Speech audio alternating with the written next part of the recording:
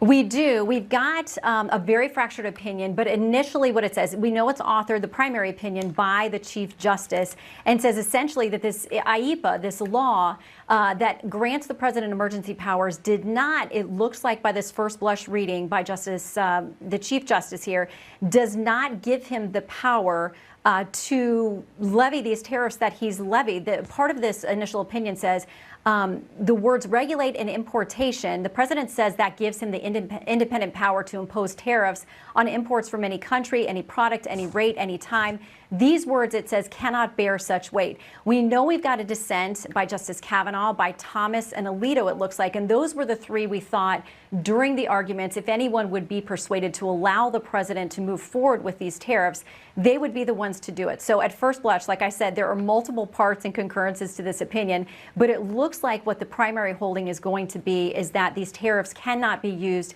in the way that the president had tried to use them. Let me get you to the closing paragraph that we have in this initial opinion here. It says, the president asserts the extraordinary power to unilaterally impose tariffs of unlimited amount, duration, and scope. In light of the breadth, history, and constitutional context of that asserted authority, he must identify clear congressional authorization to exercise it, meaning if he wants to do it, he's got to show that Congress has allowed him to do it. But they say IEPA, this emergency powers law, contains no reference to tariffs or duties. The government points to no statute in which Congress used the word regulate to authorize taxation.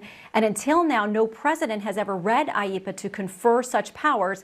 We claim no special competence in matters of economics or foreign affairs, but we claim only, as we must, the limited role assigned to us by Article 3 of the Constitution. Fulfilling that role, we hold that IEPA does not authorize the president to impose tariffs.